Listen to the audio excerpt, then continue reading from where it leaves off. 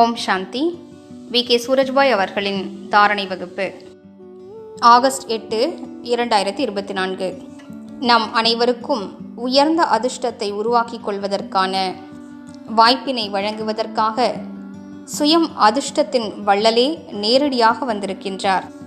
மேலும் நமது உயர்ந்த அதிர்ஷ்டத்தினை பல பிறவிகளுக்காக உருவாக்கிக் கொள்வதற்கான பலவிதமான விதிமுறைகளை கூறுகிறார். மேலும் நமது அதிர்ஷ்டம் நன்றாக உருவாகி கொண்டிருப்பதை கண்டறிவதற்கான சாதனத்தையும் நமக்கு கூறியிருக்கிறார். உங்களது அதிர்ஷ்டம் நன்றாக உருவாகி கொண்டிருக்கிறது என்றால் நீங்கள் மிகவும் லேசாக இருப்பீர்கள், மிகவும் மகிழ்ச்சியாக இருப்பீர்கள். திருப்தி தன்மை அதிகரித்து கொண்டே செல்லும், சக்திகள் அதிகரித்து கொண்டே செல்லும், வீணானவை குறைந்து கொண்டே செல்லும், சுயமரியாதை அதிகரித்து கொண்டே செல்லும், யோகத்தில் நீண்ட நேரம் நிலைத்திருக்க முடியும் என்று கூறியிருக்கின்றார்.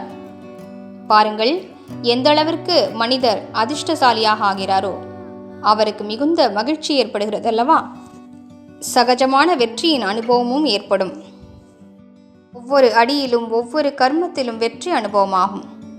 எனவே அதிர்ஷ்டத்தை உருவாக்கிக் கொள்வதற்கான முதன்மையான அடி, எந்த அளவிற்கு உடல் உணர்வினை தியாகம் செய்வீர்களோ, அதாவது அசரீரியாகிக் கொண்டே செல்வீர்களோ, ஆத்ம அபிமானியாக ஆவீர்களோ, அந்த அளவிற்கு யோகத்தில் நிலைத்திருக்க முடியும்.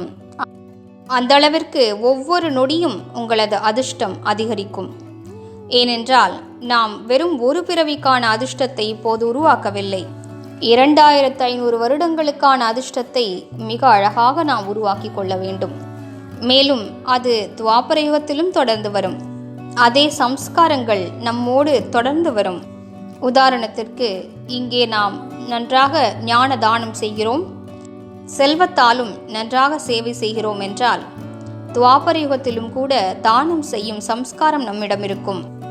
இதன் காரணமாக அப்போது கூட நமது அதிர்ஷ்டம் நன்றாக இருக்கும். எனவே நாம் அனைவரும் சோதனை செய்வோம். எந்த அளவிற்கு நான் உடல் உணர்விலிருந்து விலகி இருக்கிறேன், உடல் சார்ந்த கவர்ச்சியிலிருந்து எந்த அளவிற்கு விலகி இருக்கிறேன், கர்மேந்திரியங்களின் ரசனையிலிருந்து எந்த அளவிற்கு நான் விலகி இருக்கிறேன், காமத்தின் ரசனை, பேராசையின் ரசனை, பற்றுதலின் ரசனை, நாவின் ரசனை, காதுகளின் ரசனை, கண்களின் ரசனை, இவற்றை நாம் விட்டு கொண்டே செல்கிறோமா? எந்த அளவிற்கு இவற்றை விட்டு விடுவோமோ அந்த அளவிற்கு வாழ்க்கையில் ஈஸ்வரிய ரசனை அதிகரிக்கும். மேலும் நமது மனநிலை உயர்ந்ததாக ஆகிக் கொண்டே செல்லும்.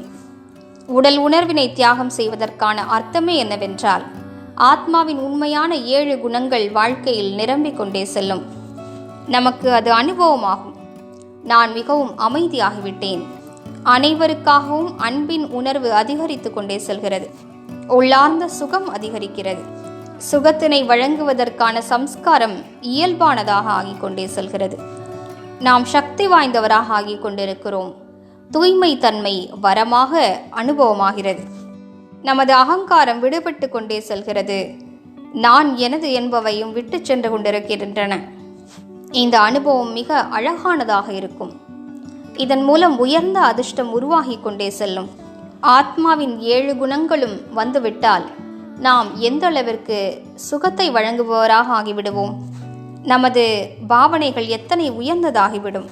நமது எண்ணங்கள் எந்த அளவிற்கு உயர்ந்துவிடும். ஏனென்றால் எண்ணங்களின் சக்தியால் தான் அதிர்ஷ்டம் உருவாகிறது. எனவே முன்னேற்றத்தை அனுபவம் செய்வோம்.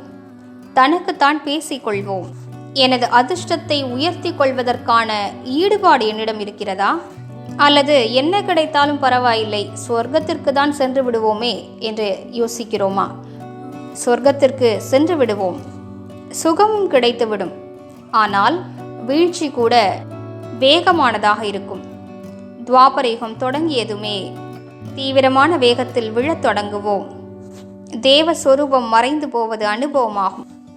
யார் உயர்ந்த தெய்வீக நிலையை அடைந்திருப்பவர்களோ அவர்களுக்கு திரேதாயுகத்தின் கடைசியிலும் கூட அந்த தெய்வீகத்தன்மை விழிப்படைந்த நிலையில் இருக்கும்.